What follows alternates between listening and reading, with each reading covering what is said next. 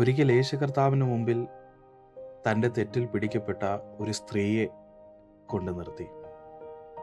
ലോകം അവളെ കുറ്റം വിധിച്ചു. ചുറ്റും നിൽക്കുന്നവർ അവളെ എറിയാൻ കല്ലെടുത്തു. ചിലർ അവളെ പരിഹസിച്ചു, ചിലർ അവളെ ഉപദ്രവിച്ചു.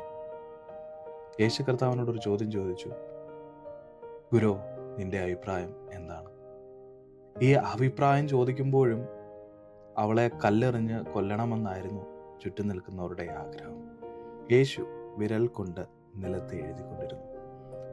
നിവർന്നു എന്ന് ചോദ്യം ചോദിച്ചവരോട് പറഞ്ഞു, നിങ്ങളിൽ പാപമില്ലാത്തവർ, കുറ്റമില്ലാത്തവർ ഇവളെ ഒന്നാമത് കല്ലെറിയട്ടെ എന്ന്.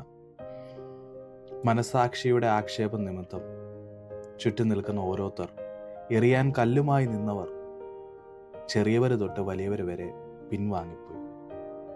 യേശു സ്ത്രീയോട് ചോദിച്ചു, ആരും നിനക്ക് ശിക്ഷ വിധിച്ചില്ലേ? ഇല്ല എന്ന് അവൾ മറുപടി പറഞ്ഞപ്പോൾ കർത്താവ് പറഞ്ഞു, പോക, ഇനി മേൽ പാപം ചെയ്യരുത്, ഞാനും നിന്നെ ശിക്ഷ വിധിക്കുന്നില്ല.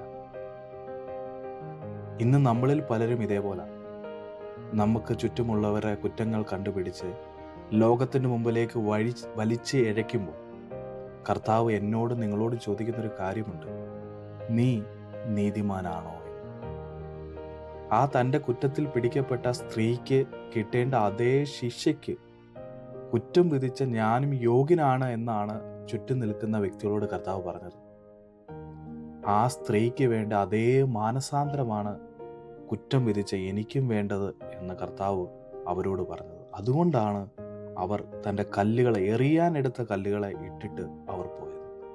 ദാവീദ് ഒരിക്കൽ പറഞ്ഞു, പിതാവേ, മറഞ്ഞിരിക്കുന്ന പാപങ്ങളെ പോക്കി എന്നെ വിടുവിക്കണം. ഇന്ന് പകൽക്കാലം മറ്റുള്ളവരെ കുറ്റം വിധിക്കാനല്ല, മറ്റുള്ളവരെ ന്യായം വിധിക്കാനോ ഒറ്റപ്പെടുത്താനോ കല്ലെറിയാനോ അല്ല. ദൈവത്തിൻ്റെ മുമ്പിൽ കർത്താവേ, എൻ്റെ പാപങ്ങളെ എനിക്ക് വെളിപ്പെടുത്തി അതിനെ ഉപേക്ഷിച്ച് മറ്റുള്ളവരുടെ കരുണ കാണിച്ച് അവരെ സ്നേഹിക്കാൻ എന്നെ സഹായിക്കണേ എന്ന് പറഞ്ഞ് ദൈവത്തിൻ്റെ സന്നിധിയിൽ നമുക്ക് താഴാം.